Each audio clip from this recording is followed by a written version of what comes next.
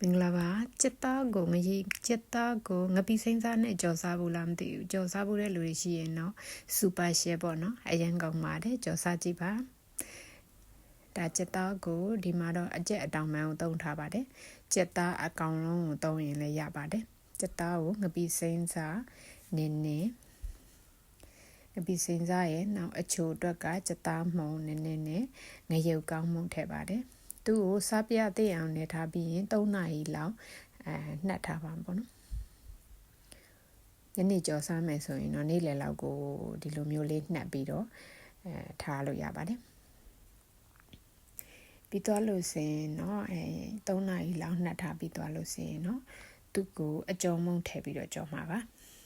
အကြုံမုံကတော့ကိုကြိုက်နှစ်သက်ရအကြုံမုံပေါ့နော်ရွှေလိပ်ပြား33မိုးရေးပဲ33ကိုကြိုက်နှစ်သက်ရအကြုံမုံထည့်ပါ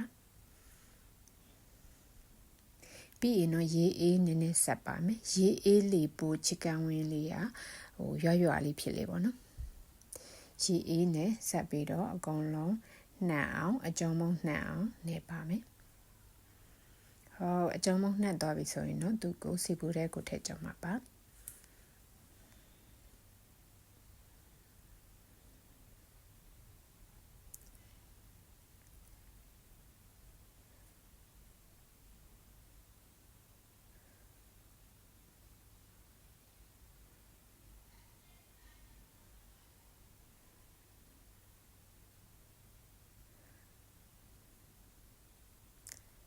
ကိုရှိပါဒီမှာစားလို့ရတဲ့အနေထားရောက်ပါပြီသူကကျွတ်ရွလေးနဲ့အထဲမှာလဲ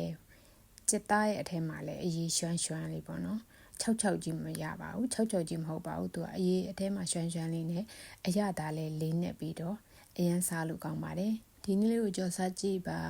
အားလုံးကိုကျေးဇူးတင်ပါတယ်ရှင်